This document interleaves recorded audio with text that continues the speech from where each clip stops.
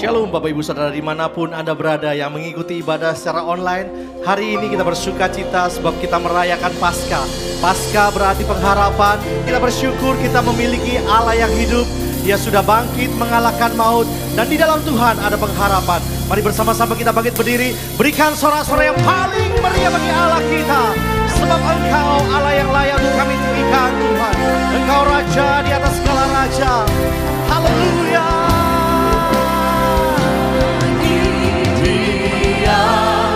Segala pujian, hormat serta syukur, kekal selamanya bagi Dia. Segala pujian, hormat serta syukur, selamalah. Mari Tuhan sekali lagi katakan bagi Dia.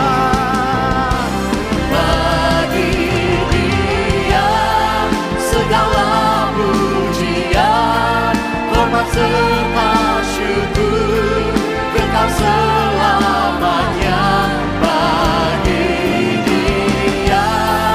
Segala pujian, hormat serta syukur, selama-lamanya.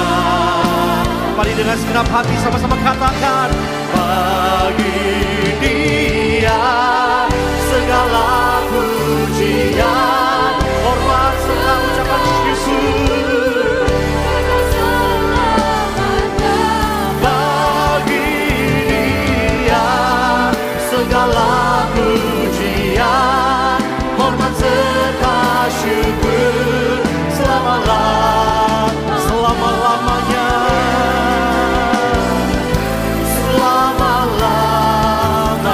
Mari Tuhan sekali lagi kita mau katakan selama-lamanya.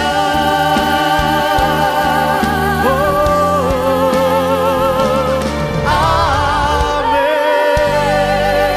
Kita berikan tepuk tangan sorak-sorai yang paling meriah bagi Allah kita. Lebih meriah lagi bagi Tuhan kita Yesus Kristus. Haleluya.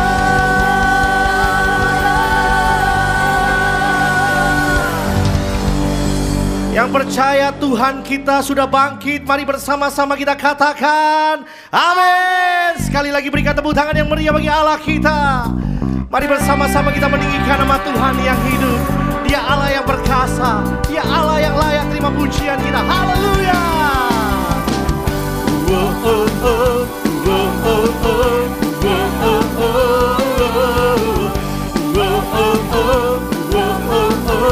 Mari sekali lagi katakan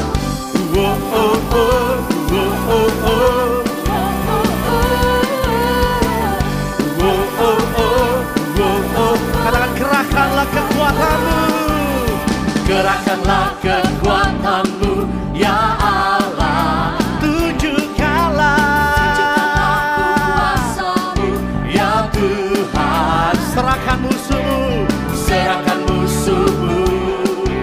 Selamatkanlah umat-Mu, Allah dahsyat di tempat kudus-Nya. Mari jemaat Tuhan sekali lagi kita mau katakan, kerahkanlah kekuatan-Mu ya Allah. Tunjukkanlah kuasa-Mu ya Tuhan. Serahkan musuhmu, serahkan musuhmu. Selamatkanlah umat-Mu, Allah dahsyat di tempat kudus-Nya.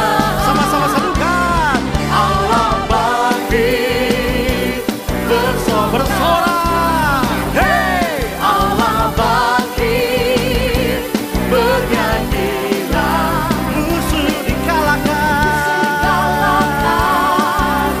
umat-Nya dibebaskan, Allah dahsyat di tempat kudus-Nya. Mari jemaat lebih lagi kita mau katakan kerahkanlah, kerahkanlah kekuatan-Mu ya Allah. Mari dengan iman katakan tunjukkan kuasa-Mu ya Tuhan. Kuasa-Mu ya Tuhan. Serahkan musuhmu, serahkan musuhmu. Selamatkanlah umat-Mu. Katakan Allah dahsyat. Allah dahsyat di tempat kudus-Nya. Sama-sama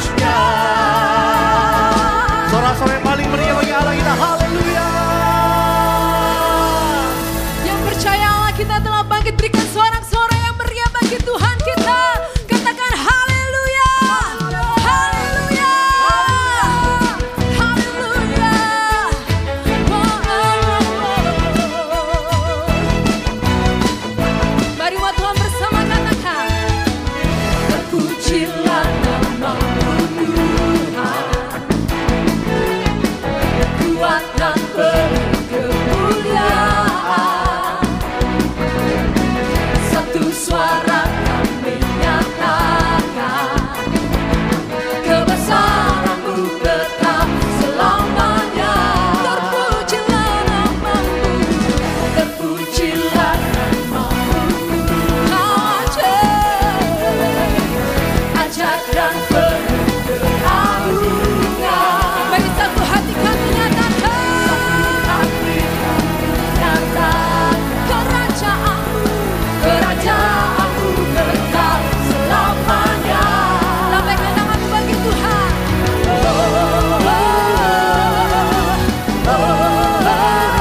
Engkaulah Raja atas dunia, yang menghancurkan kufur dan membebaskan jiwa. Kami bersorak bertepuk tangan. Engkau Tuhan percaya dan beritahu selamanya. Terpujilah nama-Mu Tuhan. Kau ajaib Tuhan, ajaib dan penuh keagungan. Satu hati kami nyatakan, kerajaan-Mu kekal selamanya. Mari lebih lagi katakan, Engkaulah Raja atas dunia, yang menghancurkan kufur dan membebaskan jiwa. Kami bersorak bertepuk tangan. Engkau Tuhan percaya dan memberitahuku, Engkaulah Raja atas dunia, yang menghancurkan kufur dan membebaskan jiwa. Kami bersorak bertepuk tangan. Engkau Tuhan percaya dan memberitahuku selamanya.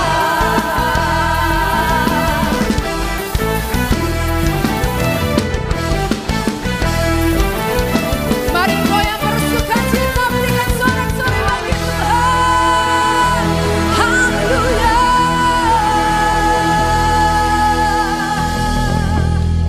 Berapa banyak engkau yang masih semangat memuji nama Tuhan. Sekali lagi berikan tepuk tangan sorak-sorai bagi Allah kita. Haleluya. Sungguh maha kuasa Engkau Tuhan. Engkau yang bertahta di atas segala-galanya. Haleluya. Sama-sama katakan. Tak terlukiskan kasih yang Kau berikan. Katakan karya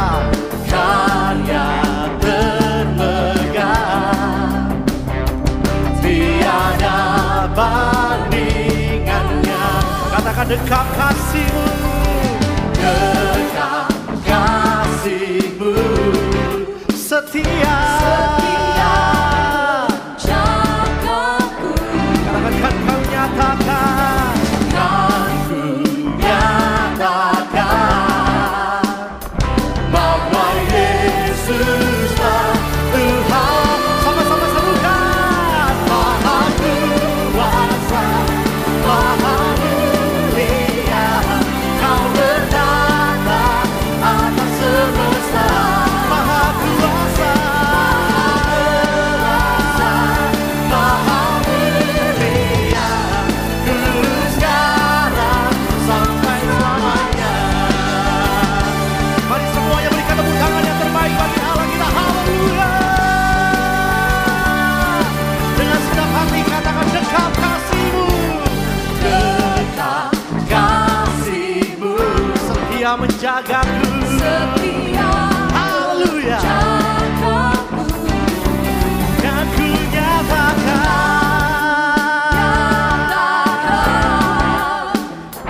Bahwa Yesuslah Tuhan. sama-sama serukan. Maha mulia,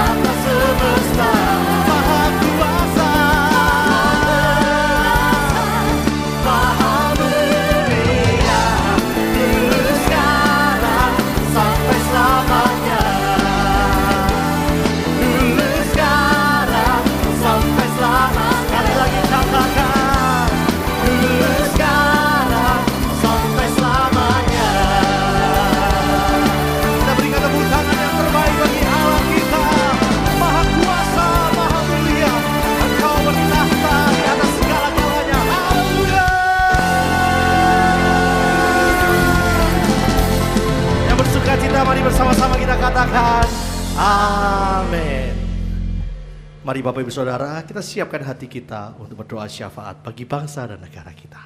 Mari kita berdoa. Bapa, kami mengucap syukur jika di Sikon yang begitu mencekam ini kami dapat satu pelajaran yang indah bahwa Engkau tetap pegang kendali. Oleh sebab itu Tuhan, kami berharap Engkau pegang kendali setiap pemimpin pemerintah negara, raja, perdana menteri, presiden, siapapun yang ada di pucuk pemerintahan saat ini. Biarlah mereka bisa bergandengan tangan mengatasi wabah yang kita tidak tahu kapan akan berhenti.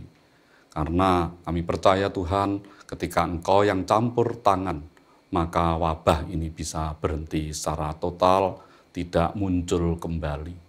Kami juga berdoa Tuhan untuk setiap negara yang berdampak, khususnya Indonesia Tuhan.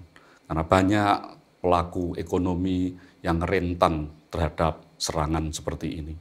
Ajar setiap kami untuk sabar, bertahan, untuk terus-menerus mengandalkan Engkau di dalam setiap situasi, agar kami tidak gegabah, agar kami tidak panik, sehingga mengambil keputusan yang justru salah langkah. Oleh sebab itu Tuhan, ketenangan hati dan ketenangan jiwa hanya ada padamu. Di dalam nama Tuhan Yesus, kami serahkan doa ini. Amin. Mari kita sembah Tuhan lebih dalam lagi. Kita masuk dalam hadirat-Nya yang kudus. Terima kasih Tuhan, atas kasih-Mu, atas pengorbanan-Mu yang menyelamatkan kami. Sungguh kami bersyukur Tuhan. Hanya Kau Tuhan di hidupku. Kau berikan hidup yang baru. Darah-Mu menyucikan, pulihkan hatiku. Ku nyatakan Kaulah segalanya. Engkaulah sumber pengharapan. Kuasa-Mu sanggup menyembuhkan. Jiwaku pun berserah hanya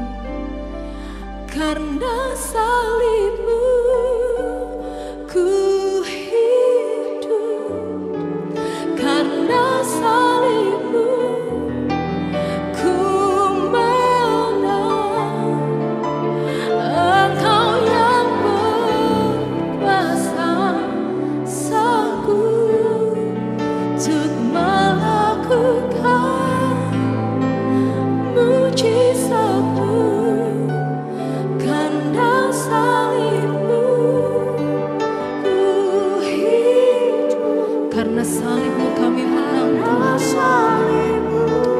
Salibmu yang mulia, yes Lord.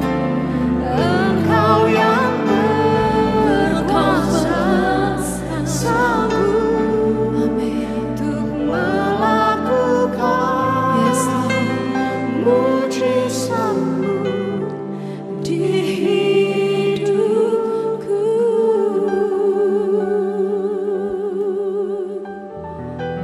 Untuk melakukan mujizatmu di hidup. Sekali lagi katakan, untuk melakukan mujizatmu.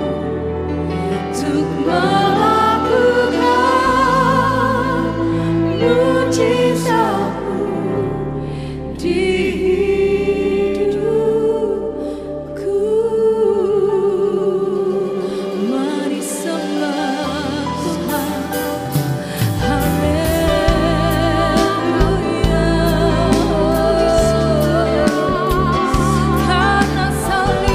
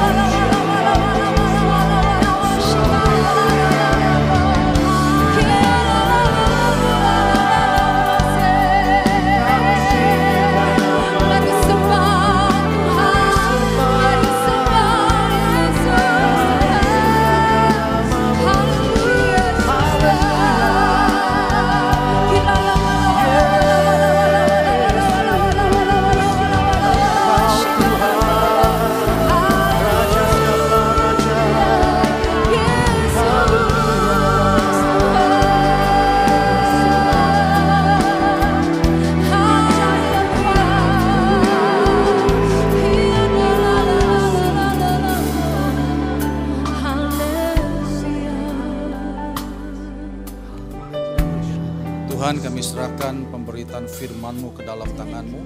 Kami butuh nasihat firman-Mu Tuhan, supaya kami ke depan bisa semakin lebih baik lagi dalam menghadapi hidup ini. Karena kami tahu Tuhan, kemampuan kami sangat terbatas. Kami butuh firman Allah yang tidak terbatas dan sudah terbukti. Itu yang akan menuntun kami, mengubahkan kami dan memberkati kami. Terima kasih Tuhan, kami siap terima nasihat-Mu. Dalam nama Yesus, haleluya. Amin.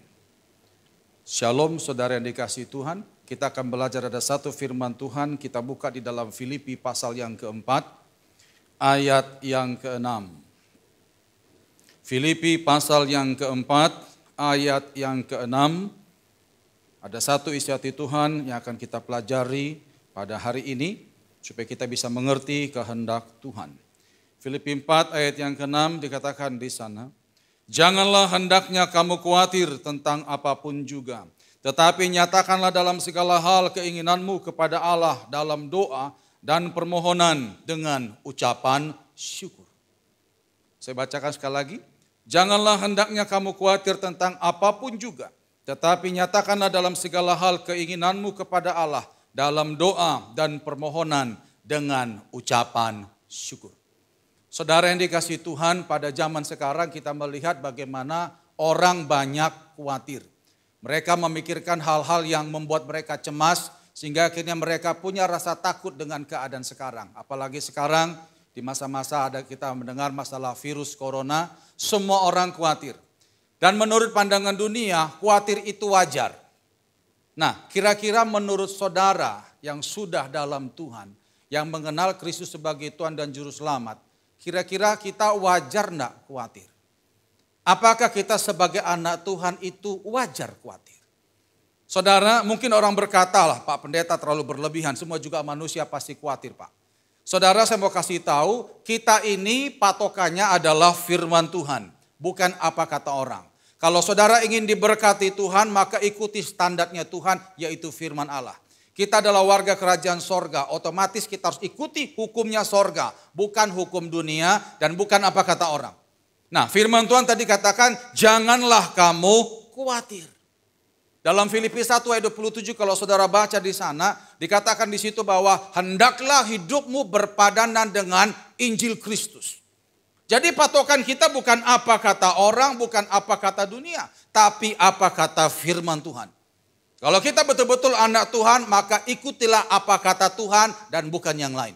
Supaya kita diberkati oleh Tuhan. Nah, tadi firman Tuhan katakan, janganlah kamu khawatir. Jadi dijelaskan bahwa kita sebagai anak Tuhan, kekhawatiran itu tidak boleh dan itu tidak wajar. Orang dunia berkata wajar, silakan. Tapi bagi anak Tuhan, kita tidak boleh. Nah, hari ini kita akan belajar tentang apa kata Alkitab tentang kekhawatiran. Supaya kita punya sikap yang benar dalam menyikapi kekhawatiran. Karena ini pengajaran, kita akan bahas bagian demi bagian supaya pemahaman kita bisa tertata dengan baik. Kita masuk yang pertama dulu, definisi. Apa itu khawatir? Apa itu khawatir? Menurut Kamus Besar Bahasa Indonesia, khawatir adalah sikap takut akan sesuatu hal yang belum terjadi. Sikap takut akan sesuatu hal yang belum terjadi. Itu menurut Kamus Besar Bahasa Indonesia. Ini bagus definisi ini. Kita sudah takut duluan untuk memikirkan sesuatu yang belum terjadi. Itulah khawatir. Menurut Dr. Thomas Barkovec, khawatir adalah suatu sikap perhatian yang berlebihan terhadap suatu keadaan.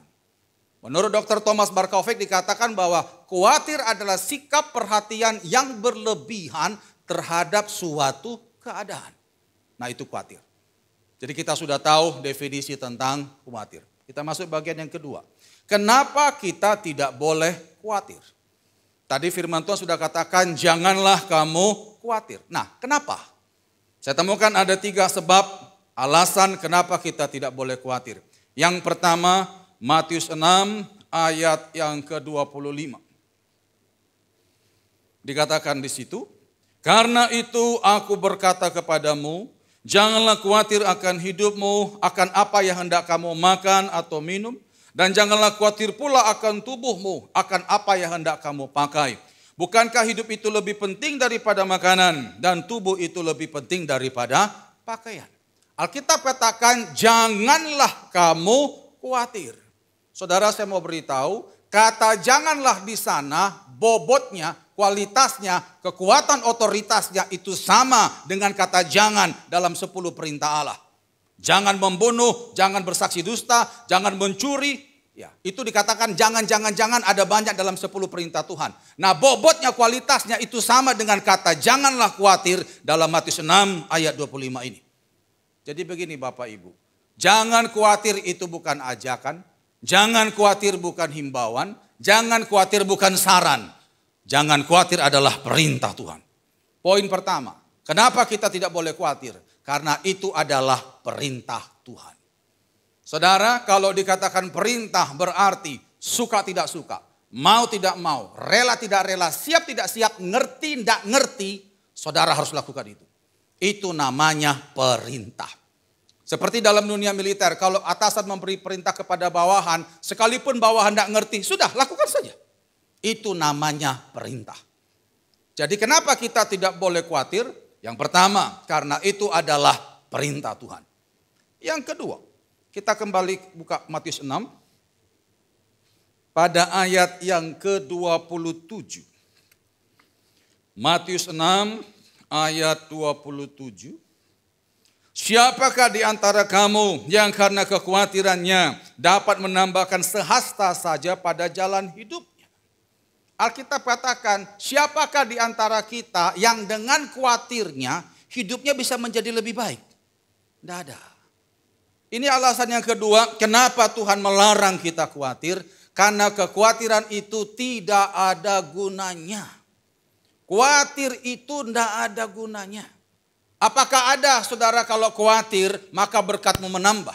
Apakah dengan kekhawatiran itu membuat sakitmu jadi sehat? Tidak. Orang khawatir justru malah tambah sakit Bapak Ibu. Alkitab katakan kekhawatiran itu tidak membuat hidup kita menjadi lebih baik. Jadi ini alasan yang kedua kenapa Tuhan melarang kita khawatir. Karena kekhawatiran itu tidak ada gunanya. Saya ada dapatkan beberapa paham pendapat para pakar saudara mengenai masalah kekhawatiran. Dan mereka menunjukkan bahwa memang kekhawatiran itu tidak ada gunanya. Saya bacakan aja saudara. Menurut John Lubbock, sehari khawatir lebih melelahkan daripada seminggu kerja. Sehari khawatir itu lebih melelahkan daripada seminggu kerja. Saudara bisa pikir sendiri. Dan memang betul, kita kalau capek otak dengan capek otot itu yang bahaya capek otak saudara. Terus menurut Thomas Jefferson, betapa besarnya rasa sakit yang harus kita rasakan untuk ketakutan yang gak pernah terjadi. Betapa besarnya rasa sakit yang harus kita rasakan untuk ketakutan yang gak pernah terjadi. Tadi kita sudah tahu bahwa kekhawatiran itu adalah sikap takut akan sesuatu hal yang belum terjadi. Ya, badan sudah sakit duluan memikirkan yang belum terjadi. Bayangkan itu. Betapa malangnya orang seperti itu. Nah itu pendapat dari Thomas Jefferson mengenai kekhawatiran. Terus menurut Pliny the Younger, kesedihan mempunyai batas, tapi khawatir tidak ada batasnya. Kesedihan mempunyai batas, tapi khawatir tidak ada batasnya. Kita sedih akan hal-hal yang sudah terjadi, tapi khawatir adalah untuk hal yang belum terjadi. Saudara itu betul. Kita ini sedih untuk hal yang sudah terjadi. Katakanlah misal keluarga kita barusan meninggal. Ya paling kita sedih seminggu atau sebulan lah. Karena kita ditinggalkan orang yang kita kasihi. Habis itu sudah tenang. Tapi kalau khawatir, tidak ada batasnya dan tidak ada ujungnya. Karena kita memikirkan yang belum pernah terjadi. Jadi makanya orang khawatir itu lebih malang daripada yang sedih. Kesedihan ada batasnya tapi khawatir tidak ada batasnya. Jadi lihat Bapak Ibu yang dikasihi Tuhan, di sini kita bisa ngerti bahwa Tuhan melarang kita khawatir karena khawatir itu tidak ada gunanya. Yang ketiga, kenapa kita dilarang untuk khawatir? Matius 6 ayat 32. Matius 6 ayat 32. Semua itu dicari bangsa-bangsa yang tidak mengenal Allah. Akan tetapi Bapamu yang di sorga tahu bahwa kamu memerlukan semuanya itu. Kita fokus pada kalimat yang terakhir. Akan tetapi Bapamu yang di sorga tahu bahwa kamu memerlukan semuanya itu. Alasan yang ketiga, kenapa Tuhan melarang kita khawatir? Karena Tuhanlah yang memelihara hidup kita. Tuhan yang memelihara hidup kita. Saya pernah dengar kesaksian, ada satu teman saya, dia worship leader. Saya dengar kesaksian ini pas waktu di persekutuan doa yang kebetulan dia bina. Jadi dia cerita tentang pergumulan waktu itu untuk kebutuhan uang sekolah anaknya. Jadi dia itu butuh uang tinggal 1 juta lagi, kurang 1 juta untuk bayar uang sekolah anak. Dan ini dia full timer saudara ya, dia pemimpin pujian. Tak bagusnya dia tidak pernah mengandalkan orang, dia hanya mengandalkan Tuhan saja. Apa yang dia dapatkan dari pelayanan dan juga dari istrinya kerja itu ditabung-tabung. Ternyata memang masih kurang 1 juta. Nah mereka hanya bisa doa. Nah waktu anaknya datang ke teman saya ini, ke papanya dia bilang, "Pak, ini gimana Pak?" Papanya bilang, "Ya sudah nak, kita usahakan tapi masih belum ada uangnya. Ya kita doa sajalah, serahkan pada Tuhan." Untung anaknya ini ngerti ya. Nah, karena dia tahu papanya hamba Tuhan, akhirnya papanya ini ngajak nyembah saja. Setiap pulang sekolah ini anak diajak nyembah.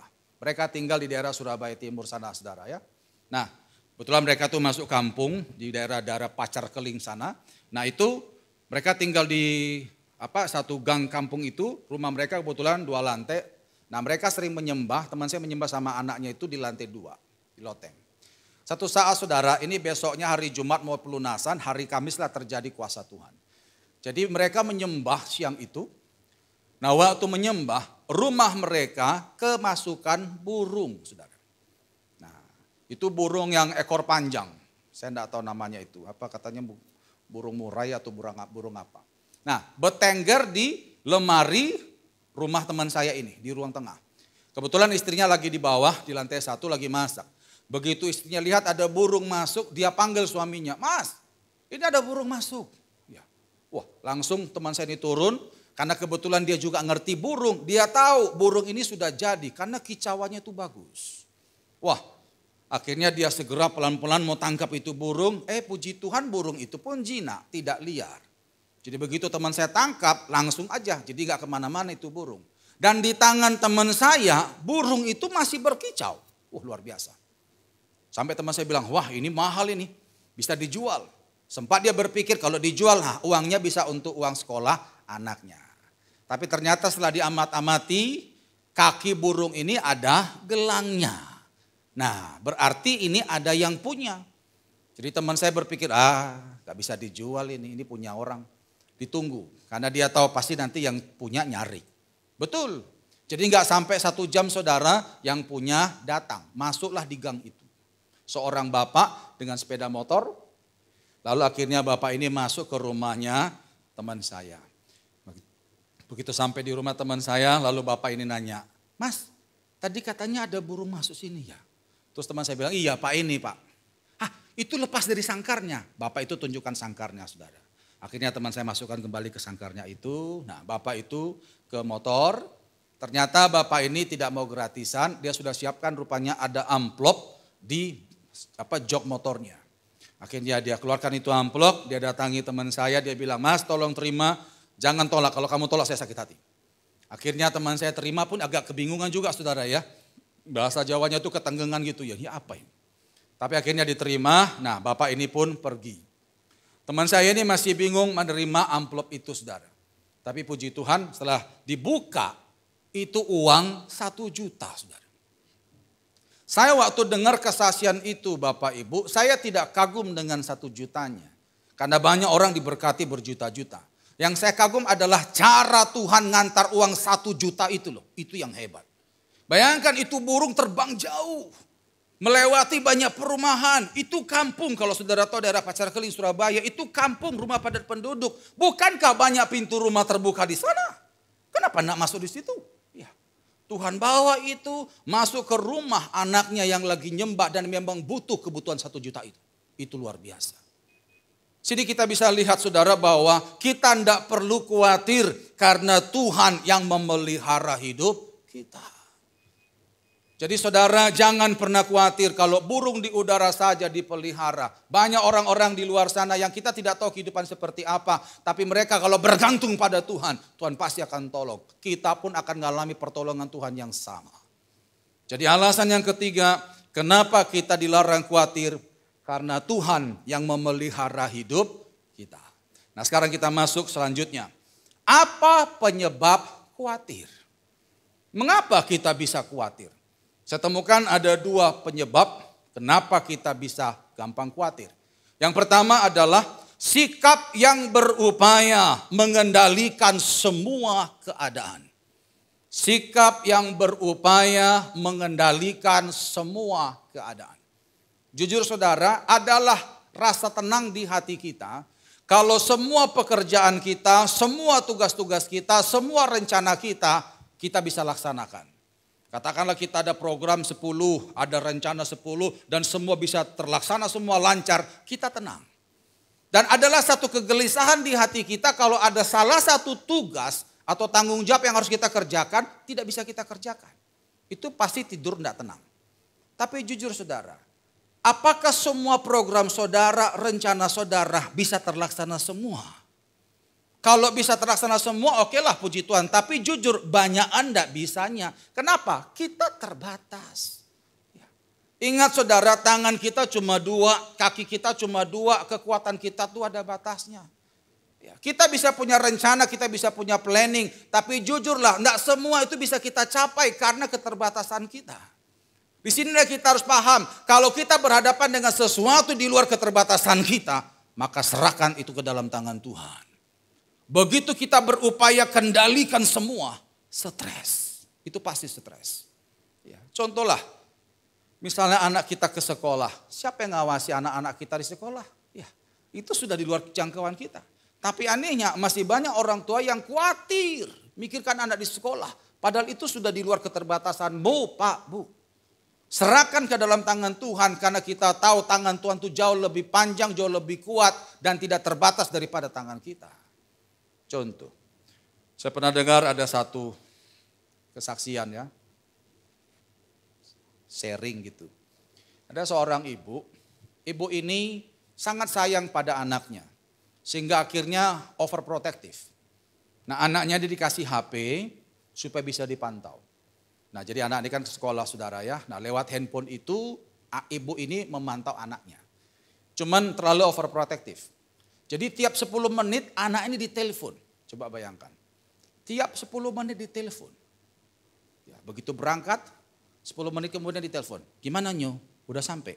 Udah mah. 10 menit lagi ditelepon lagi. Gimana Nyo? Iya mah ini mau masukkan kelas. 10 menit lagi ditelepon lagi. Gimana Nyo? Iya mah ini mau belajar. Tiap 10 menit ditelepon, tiap 10 menit ditelepon. Satu saat saudara, ibu ini gak bisa nelpon anak ini lagi.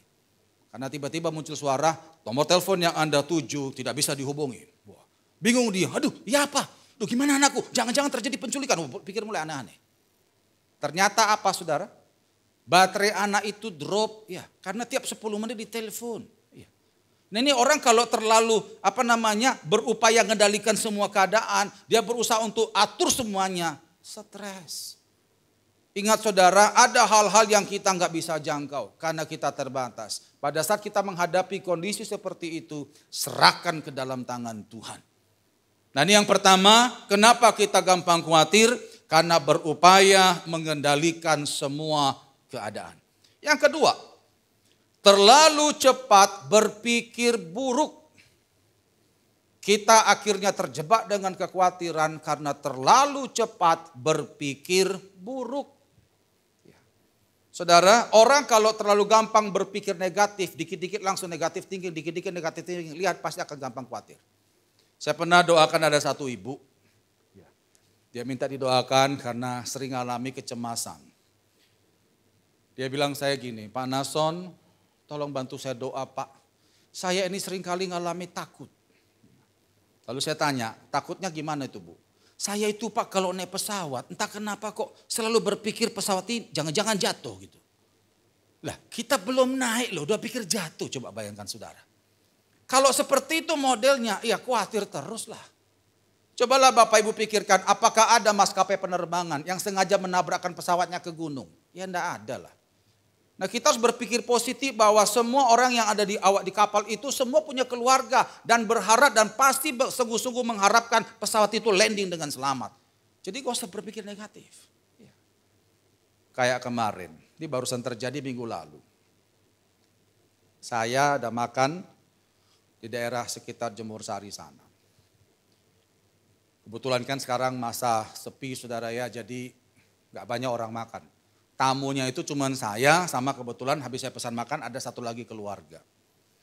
Jadi habis saya pesan makan masuk satu keluarga. Kami dua lah yang tamunya. Ini keluarga ini suami istri sama anaknya kecil-kecil 2 orang. Saya heran lihat keluarga ini khususnya ibu itu. Ibu itu saudara begitu masuk di tasnya itu rupanya sudah banyak tisu. Lalu begitu mereka mau duduk ya. Itu tisu dikeluarkan, dilap mejanya saudara. Meja restoran itu. Habis itu tempat duduk semua dilap. Habis itu tangan anak-anaknya dilap. Habis itu tangan suaminya pun juga dilap. Lalu mereka duduk. Terus ibu ini pergi ke toilet. Kebetulan toilet itu pas seberang saya. Mau masuk toilet saudara, handle pintunya toilet itu dilap dulu saudara. Dilap dulu. Terus dia masuk. Nah, di dalam saya kurang tahu apa kegiatannya. Begitu dia keluar, handle yang tadi dilap, itu dilap lagi saudara. Dilap lagi. Habis itu dia ke wastafel. Nah waktu dia mau pegang keran itu airnya, dilap lagi dengan tisu.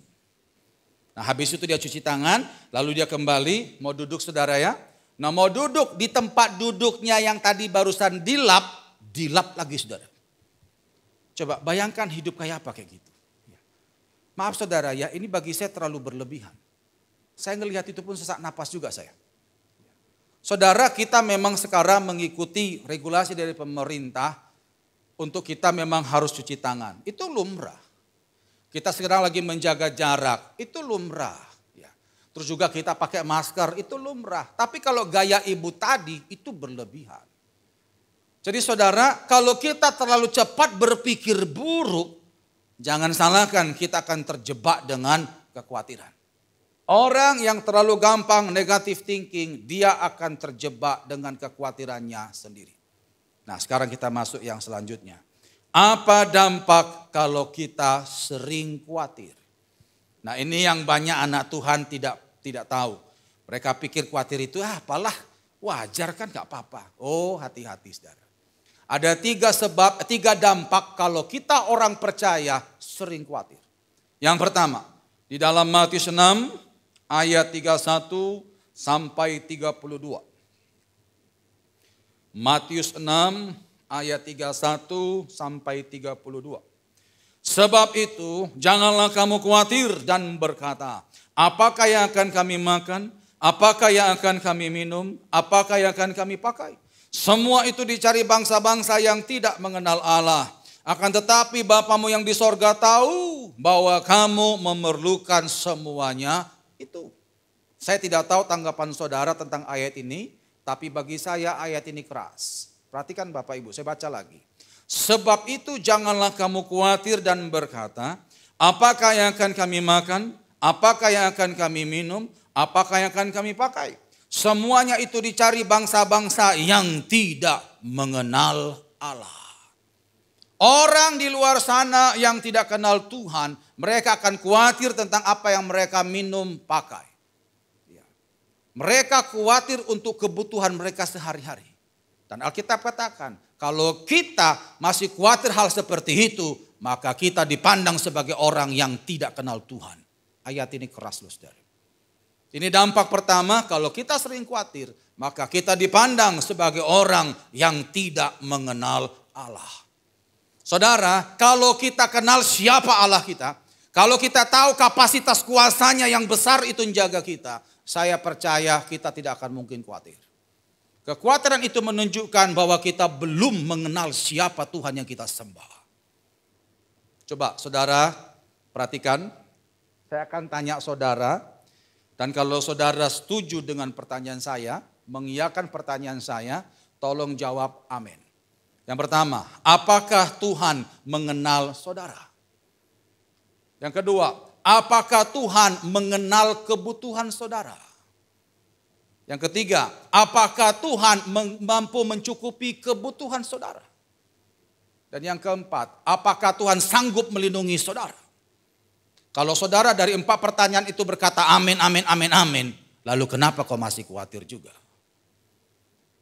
Kalau sekian miliar orang di dunia ini, Tuhan tahu nama kita satu-satu. Tuhan tahu kebutuhan kita. Tuhan sanggup cukupi kebutuhan kita dan Tuhan sanggup lindungi kita. Lalu kenapa kita khawatir? Dengan kita masih khawatir, pertanda kita belum mengenal siapa Allah kita. Itu yang pertama. Yang kedua, Amsal 25 ayat 26. Amsal 25 ayat 26. Apa dampak kalau kita sering khawatir? Amsal 25 ayat 26. Seperti mata air yang keruh dan sumber yang kotor, demikianlah orang benar yang khawatir di hadapan orang fasik. Saya baca ayat ini kaget ya. Seperti mata air yang keruh dan sumber yang kotor. Setahu saya mata air itu pasti bening. Ya. Air kalau sudah bening, air itu di hulu, mata air itu di hulu, itu bening. Yang kotor itu di hilir karena membawa banyak kotoran dari atas. Semua mata air itu biasanya pasti bening. Tapi kalau yang sumbernya saja kotor, gimana yang hilirnya saudara? Seperti itulah orang benar yang khawatir di hadapan orang fasik. Yang kedua, dari sini kita bisa tahu kalau kita selalu khawatir, maka hidup kita akan jadi batu sandungan. Hidup kita akan jadi batu sandungan. Contoh di Alkitab nanti bisa baca dalam Bilangan 13. Ada 12 pengintai disuruh Musa mengintai tanah perjanjian. 12 orang itu Bapak Ibu bukan orang sembarangan. Itu orang pilihan tiap suku. Yang dipercaya akan berikan informasi yang benar. Yang dipercaya rohaninya paling baik di tiap suku itu. Nah begitu mereka pulang, kita tahu bersama. Hanya Yosua dan Kaleb yang berkata kita bisa masuk tanah perjanjian. Yang 10 nebarkan ketakutan dan kekhawatiran. Dan lihat, karena pemimpin tiap suku khawatir, akhirnya semua bangsa itu pun khawatir. Itulah orang benar yang khawatir di hadapan orang lain. Kita akan jadi batu sandungan. Jadi bayangkan kalau kita yang sudah pelayanan, kita yang hamba Tuhan masih khawatir juga, apa tanggapan orang sekitar kita? Mereka akan lihat, yang dekat dengan Tuhan saja, yang tahu firman Tuhan saja khawatir. Gimana kita? Saudara, ingat kita sebagai anak Tuhan, jangan pernah khawatir. Kalau kita khawatir, kita akan jadi batu sandungan. Itu yang kedua. Yang ketiga, apa dampak kalau kita sering khawatir? Nah yang ketiga ini paling penting. Doa tidak dijawab. Ini penting. Pertolongan Tuhan jauh dari kita. Buka Yakobus 1 ayat 6 sampai ayat 7. Kita banyak buka ayat Bapak Ibu karena ini pengajaran ya. Yakobus 1 ayat 6 sampai ayat 7. Dikatakan di sana. Hendaklah ia memintanya dalam iman dan sama sekali jangan bimbang. Sebab orang yang bimbang sama dengan gelombang laut yang diombang-ambingkan kian kemari oleh angin. Orang yang demikian janganlah mengira bahwa ia akan menerima sesuatu dari Tuhan. Orang yang demikian janganlah mengira bahwa ia akan menerima sesuatu dari Tuhan. Bimbang dan khawatir intinya sama. Sama-sama menyaksikan kuasa Tuhan. Kita kalau masih sanksi kuasa Tuhan, Alkitab katakan apapun yang kita doakan, kita tidak akan terima itu dari Tuhan jawabannya. Saudara, saya mau beritahu, masalah kita dalam hidup ini, khususnya zaman sekarang, itu bukan hanya masalah corona saja Bapak Ibu. Banyak. Jadi jangan sampai nanti rasa takut kita karena masalah corona mempengaruhi doa-doa kita untuk kebutuhan yang lain. Saya punya prinsip Bapak Ibu bahwa Tuhan akan bekerja sesuai firman-Nya. Di luar firman-Nya Tuhan tidak akan bekerja. Makanya pastikan hidupmu seturut dengan firman Tuhan. Kalau gara-gara corona akhirnya kita pun sanksi untuk kuasa Tuhan memelihara hidup kita. Kita pun waktu doa untuk kebutuhan yang lain pun juga masih ketakutan. Jangan salahkan doa-doa saudara tidak dijawab. Ini firman Allah. Saudara, kalau saudara doa, percayalah Tuhan itu bekerja. Memang Tuhan itu tidak kelihatan, tapi Tuhan itu bekerja. Kalau saudara ragu, saudara sanksi, maka kuasa Tuhan tidak akan terjadi. Contoh lain nanti Bapak bisa baca dalam Matius 13 ayat 58. Di situ Tuhan pernah pulang ke Nazaret, ya. Lalu dia mengadakan KKR kesembuhan di sana dan ternyata yang sembuh sedikit. Coba. Setahu saya kalau Tuhan hadir di satu tempat maka terjadi pemulihan. Enggak juga. Kalau saudara baca di sana, dan karena ketidakpercayaan mereka tidak banyak mujizat diadakannya di situ. Lihat ya, kalau Tuhan saja sudah disangsikan kuasanya, sekalipun Tuhan ada di sini tidak akan bekerja, saudara. Jadi ini prinsip. Saya kebetulan dulu bukan pengkhotbah, saya pendoa. Kita diajarin di sini. Bahwa dalam salah satu hukum doa, kalau kita sudah doa, kita harus yakin Tuhan itu bekerja. Ya, kesaksian dikit saudara, saya waktu lalu, berapa tahun lalu, kena batu ginjal. Memang salah saya juga, kebanyakan minum soda-soda itu sama es teh. Ya. Nah, pas saya waktu pulang dari Bojonegoro, waktu itu naik sepeda motor saya saudara. Langsung masuk rumah sakit di daerah Kapasari sana. Saya terpaksa masuk situ karena sudah nggak kuat saudara, yaitu sudah keluar darah, kencing. Ya, sakit sekali. Terus akhirnya saudara oleh dokter begitu diperiksa urin, dia bilang, wah Pak ini gak bisa pulang Pak, langsung nginap Pak. Ini soalnya udah keluar darah ini, banyak ini. Waduh. Di positif ini batu ginjal ini udah pasti. Tapi besok Bapak tolong diperiksa nanti di USG. Akhirnya sudah saya nurut aja saudara ya. Akhirnya masuklah malam itu. Nah waktu itu cuma dibius sebentar saudara. Dibius sebentar. Nah itu saudara, dokter bilang itu ada katanya ada 2 batu. Ya, satu 0,5, satu lagi 0,8. Itu waktu itu ada di di dalam ginjal. Jadi bukan di luar ginjal tapi dalam ginjal. Itu saudara tahu sakitnya luar biasa. Karena waktu kata dokter tuh waktu dipukul-pukul gitu sakit. Memang sakit sekali saudara. Itu waktu masuk di rumah sakit saudara itu sakitnya luar biasa dan bius hanya bisa bertahan setengah jam. Saya sampai minta tolong kepada suster supaya disuntik lagi tapi suster bilang enggak bisa Pak. Ini harus tunggu batu 4,5 jam lagi baru suntik lagi. Jadi baru setengah jam Bapak minta suntik enggak bisa. Waduh.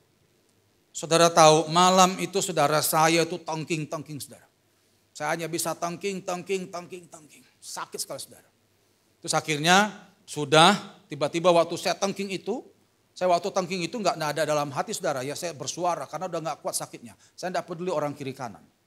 Ya, saya tangking sampai akhirnya sakit itu hilang. Nah habis itu sudah saya tidur. Nah besoknya waktu dites USG, nah situ baru ketahuan ada 0,5 sama 0,8 itu saudara. Nah terus tapi dokter katakan nanti sore akan tes lagi IVP. Coba enggak tahu saya IVP itu apa singkatannya ya. Itu nanti dimasukkan cairan terus dimasuk satu tempat tidur, tempat itu untuk digeser gitu saudara. Itu saya doa lagi. Nah saudara saya gini Bapak Ibu ya. Saya kalau sudah doa, pantang bagi saya mengadu-adu tentang sakit yang saya derita.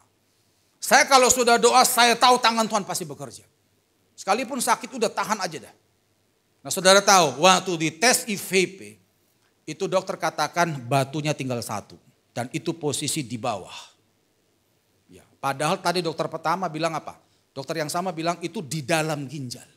Itu nggak bisa pakai obat Pak, nggak bisa pakai laser, harus operasi. Sorenya begitu saya tahu batunya tinggal 2 sampai saya tanya, loh betul dok batunya tinggal 1?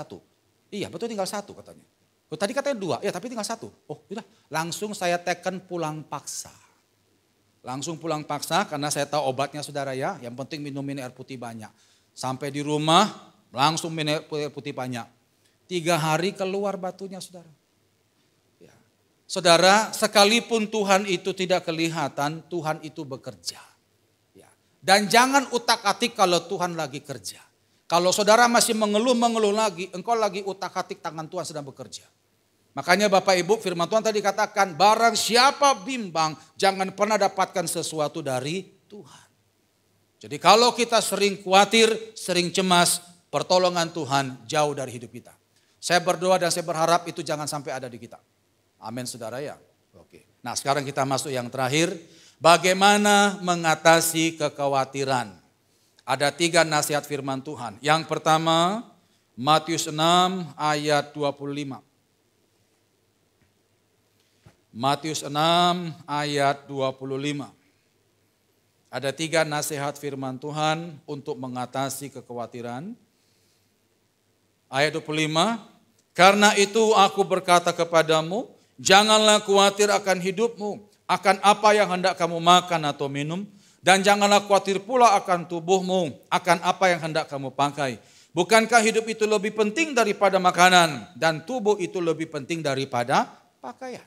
Kita fokus pada kalimat terakhir ayat itu.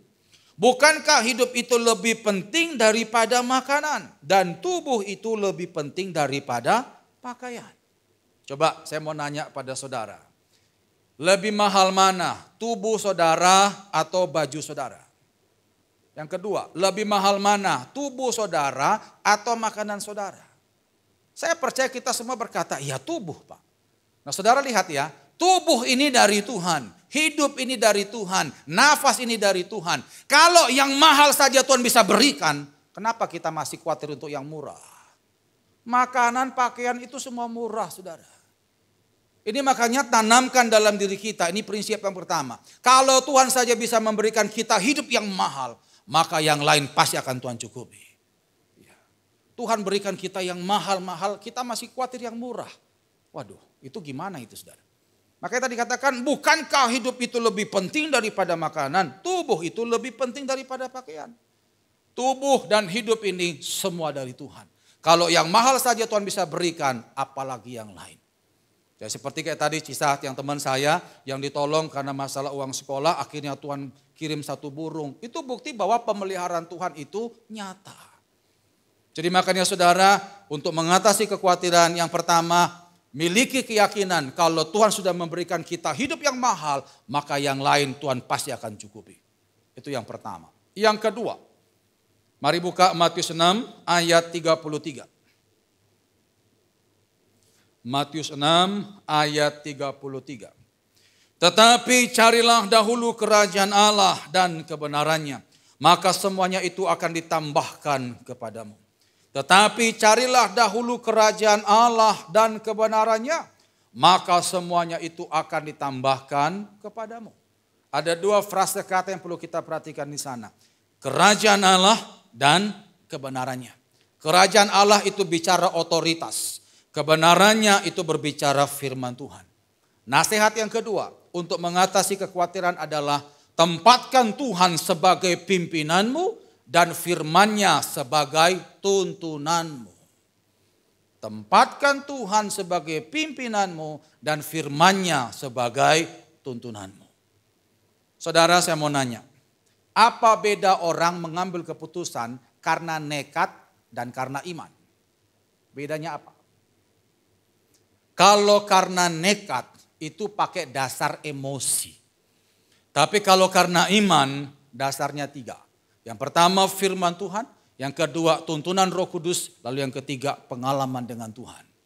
Saudara, saya berharap kita semua mengambil keputusan karena iman. Saya ngambil keputusan karena iman. Berdasarkan firman Tuhan, tuntunan Roh Kudus dan pengalaman. Yang pertama firman Tuhan. Coba biasakan segala sesuatu yang kita hadapi dalam hidup, sikapi dengan firman Tuhan. Nah, tapi sebagai hamba Tuhan saya mau kasih saran, jangan pakai firman Tuhan untuk berdebat. Ya, kayak sekarang lah masalah virus ini saudara ya. Ada banyak orang yang saling menyalahkan antara ibadah online dengan ibadah yang di gedung gereja. Mereka masing-masing pakai ayat.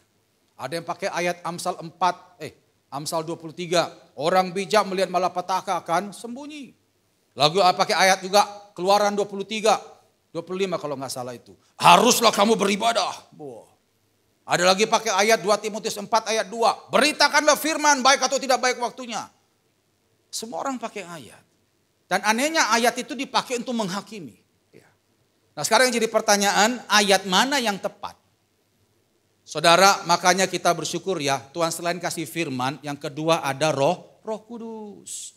Nah Roh Kudus ini akan menuntun kita untuk mengambil keputusan seperti pada waktu kita menghadapi masalah. Nah ini yang disebut dengan rema. Tuhan pernah berkata kepada murid-muridnya, jangan takut waktu engkau berhadapan dengan mahkamah. Karena Roh Kudus akan tuntut engkau berkata-kata pada waktu itu juga. Nah itu rema. Nah kalau bicara rema itu berkaitan dengan apa yang kita hadapi. Nah saudara, saya kalau ngambil keputusan selain firman Tuhan, kita harus tuntunan Roh Kudus. Jadi kalau Roh Kudus berkata ya, lakukan. Kalau tidak, ya tidak.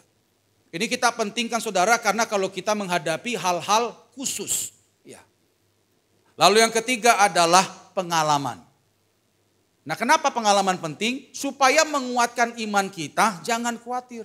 Ya. Saudara kalau pernah ditolong Tuhan di masa lampau, jangan lupakan itu Bapak Ibu. Pegang dan ingat itu terus. Itu akan menjadi kekuatan bagi engkau untuk menghadapi hari ini. Dan sekaligus engkau bisa berkata kepada dirimu, kalau kemarin Tuhan tolong, hari ini Tuhan pasti akan tolong. Besok pun Tuhan pasti akan tolong.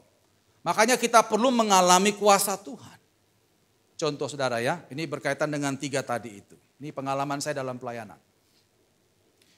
Saya pernah ditelepon ada satu jemaat, ini salah satu kasus. Minta supaya saya mendoakan saudaranya di rumah sakit. Itu kena sakit kulit saudara ya, kulit menular. Cuma saya lupa nama sakitnya itu. Nah waktu saya sampai di rumah sakit itu, ternyata itu di ruangan isolasi. Keluarga pun tidak boleh masuk. Semua orang enggak sembarangan masuk saudara. Itu suster yang masuk pun juga pakai pakaian khusus saudara. Nah anehnya pendeta boleh masuk. Coba. Saya tidak ada pakai kelengkapan apa-apa. Saya lihat, wah berarti susternya yakin betul kita pendeta dilindungi Tuhan. Iya. Saya masuklah saudara. Saya waktu masuk, Bapak itu di situ saya lihat kasihan Bapak Ibu ya. Bapak itu dia tidak pakai baju saudara ya, cuma pakai celana pendek. Ini badannya itu kayak ngelepuh saudara ya.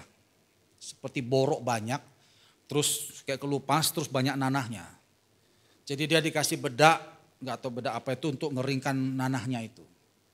Dan maaf saudara ya, maaf. Bapak itu bau saudara, bau. Nah terus coba kalau saudara jadi saya, datang ke orang yang sakit seperti itu, kira-kira saudara salam enggak? Ya. Apa saya datang dengan posisi shalom?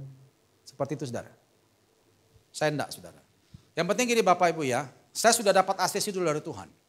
Kalau saya doa Tuhan bilang berangkat, saya percaya Tuhan proteksi saya. Saya begitu datang, saya lihat seperti itu, saya salam, shalom Pak. Itu tangannya pun juga borok saudara, maaf aja maaf. Borok, shalom Pak. Terus kami duduk bersama di kursi, taulah kursi rumah sakit. Itu kursi di mana semua pasien tuh duduk di situ. Saya juga tidak bawa tisu dan saya juga tidak lap-lap itu kursi.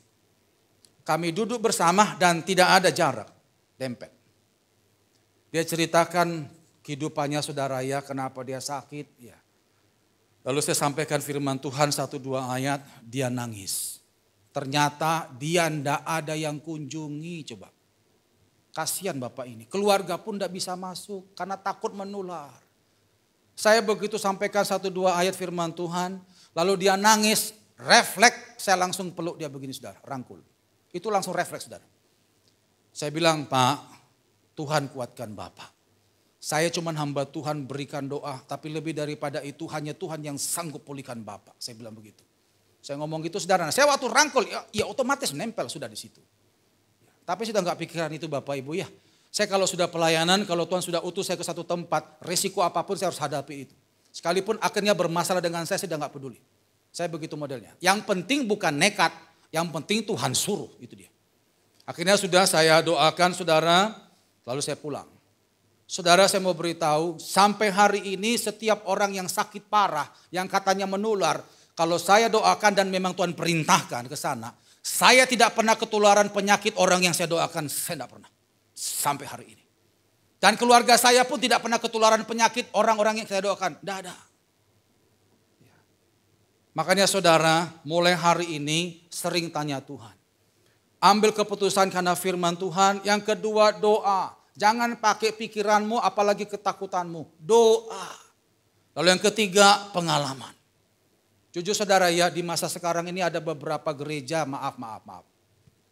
Yang tidak bisa jamah jemaatnya. Karena banyak yang takut corona. Ada kemarin satu keluarga kami tangani saudara, karena keluarganya itu satu keluarga suami istri sama anak 3. Gak bisa ditangani ke gereja. Padahal mereka diserang kuasa gelap coba. Terus mereka mau minta tolong ke siapa? Gereja tidak bisa datang, kenapa? Corona. Terus yang layani mereka siapa Bapak Ibu? Akhirnya kita panggil Pak, datang ke tempat kita Pak. Kita sudah doa, kami tangani Bapak. Akhirnya kita tangani pelepasan dan puji Tuhan mereka mengalami kuasa Tuhan. Saudara, tempatkan Tuhan sebagai pimpinanmu. Dan firman-Nya sebagai tuntunanmu. Ya. Jangan biarkan ketakutan yang memimpin engkau saudara. Tempatkan Tuhan sebagai pimpinanmu dan firman-Nya sebagai tuntunanmu.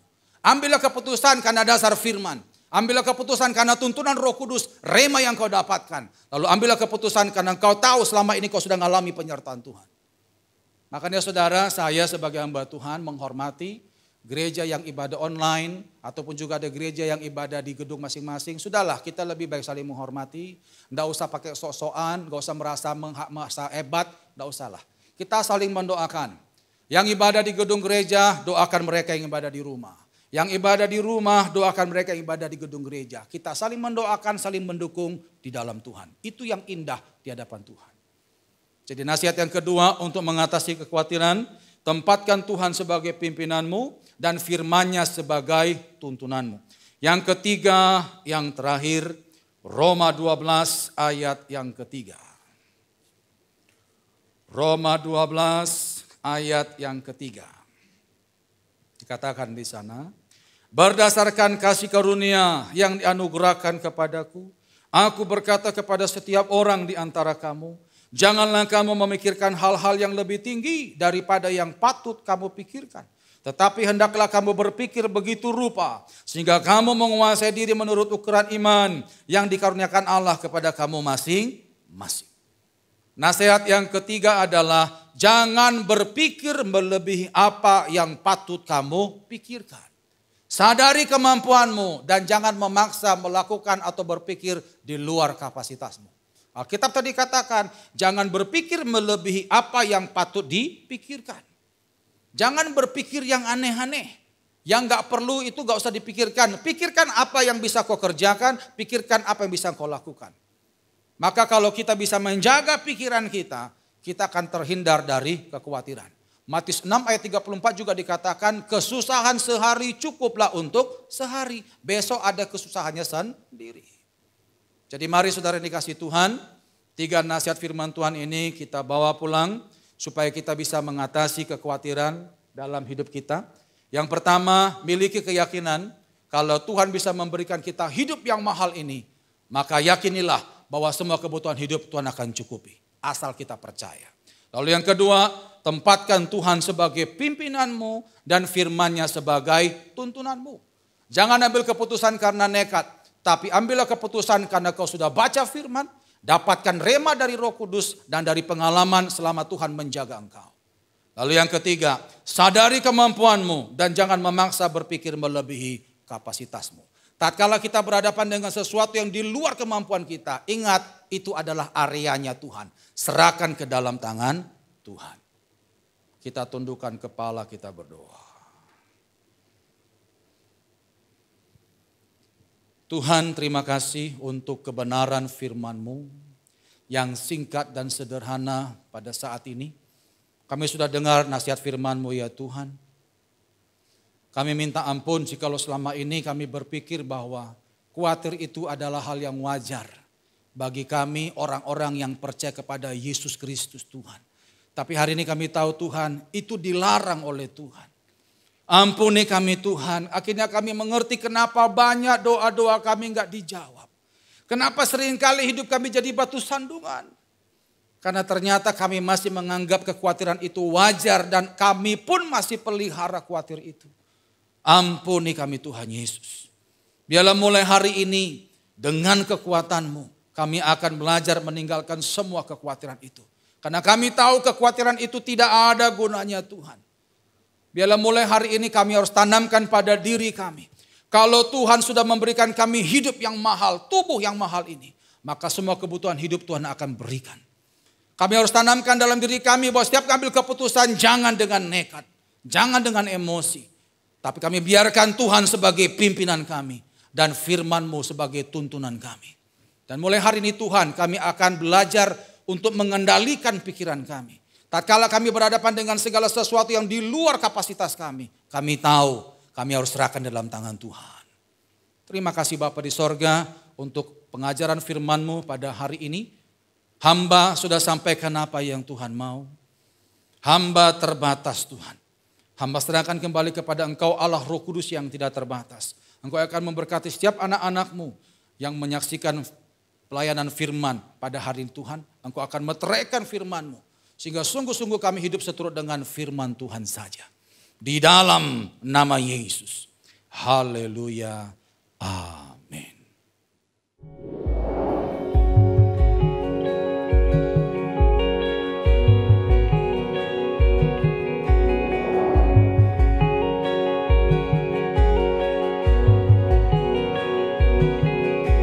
Baik Bapak Ibu Saudara dimanapun Anda berada yang mengikuti ibadah Paskah pada hari ini. Bersama-sama kita bangkit berdiri, kita akan akhiri ibadah kita. Mari berikan tepuk tangan yang paling meriah bagi Allah kita.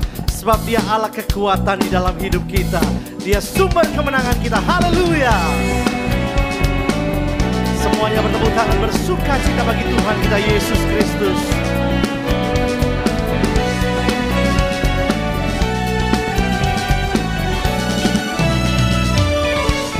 Sama-sama katakan, meskipun musuh di depanku, rintangan menghadang langkahku, ku tahu sungguh Engkau bersamaku.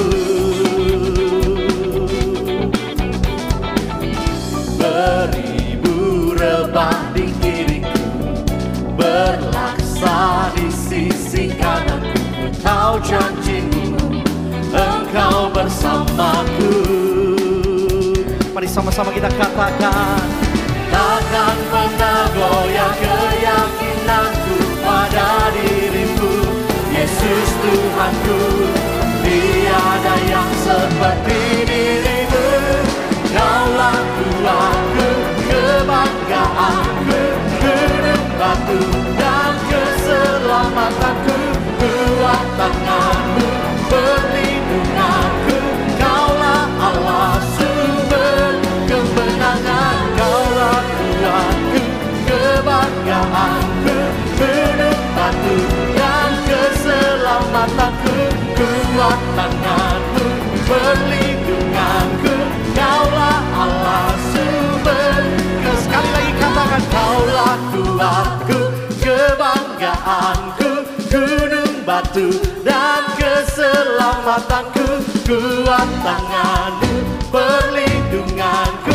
Kaulah Allah sumber kemenangan, Kaulah Tuhanku, kebanggaanku, gunung batu dan keselamatanku, kuat tanganmu, perlindunganku. Kaulah Allah sumber kemenanganku, sumber kemenanganku, sumber kemenanganku. Sorak-sorai kemenangan bagi Allah kita, haleluya.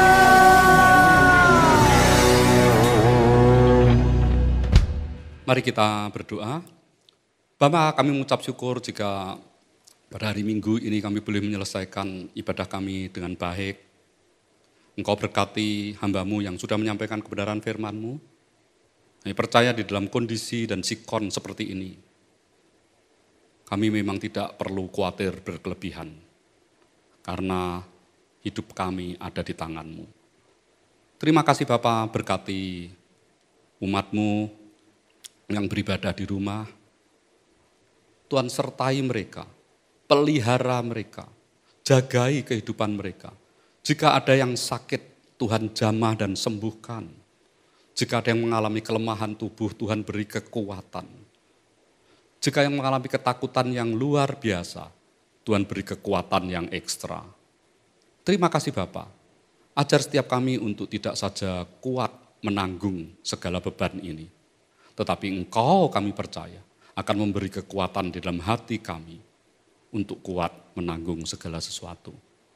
Terima kasih Bapa, kami masih berdoa Tuhan, untuk setiap kami yang saat ini mungkin mengalami kesedihan yang luar biasa, kesepihan karena mengalami social and physical distancing. Tetapi bersama Engkau, kami percaya Engkau menyertai kami dan itulah sumber kekuatan kami. Dan tiba saatnya bagi kami untuk kembali ke rumah kami masing-masing. Kami yang tetap berdiam di rumah, menantikan orang-orang terkasih yang sedang tugas, sedang bekerja di luar. Biarlah Engkau sendiri juga akan kirim mereka kembali ke rumah dengan baik. Dan bagi kami, biarlah kami bisa menerima berkat Tuhan. Bapak, Ibu, Saudara yang ada di rumah masing-masing, marilah kita angkat tangan kita dan menerima berkat Tuhan. Diberkatilah engkau, hai kaum pria. Diberkatilah engkau, hai kaum wanita. Diberkatilah anak-anakmu. Diberkatilah seluruh keluargamu. Diberkatilah pekerjaanmu. Diberkatilah gerejamu.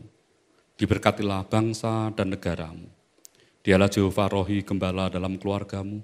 Dialah Jehovah Jireh, Allah pemberi berkat dalam keluargamu. Dialah Jehovah Shalom, Allah pemberi damai dalam keluargamu. Dialah Jehovah Rafa, Allah penyembuh keluargamu. Dialah Jehovah Sikenu, Allah panji kebenaran keluargamu. Dialah Jehovah Syama, Allah pengawal keluargamu. Dialah Jehovah Nisi, Allah panji kemenangan keluargamu. Jemaat Happy Family Center yang Tuhan kasihi, marilah kita menerima berkat rahmat dan anugerah dari Allah Bapa di surga, berkat cinta kasih dan pengampunan dosa dari Tuhan Yesus Kristus, berkat pertolongan dan penghiburan dari Allah Roh Kudus, yang menyertai dan memberkati engkau dan keluargamu, mulai dari hari ini sampai Maranatha, Tuhan Yesus datang yang kedua kalinya. Dan setiap kita yang sudah Tuhan Yesus berkati, mari sama-sama katakan, amin. Selamat hari Minggu, Tuhan Yesus memberkati. Ku mau memujimu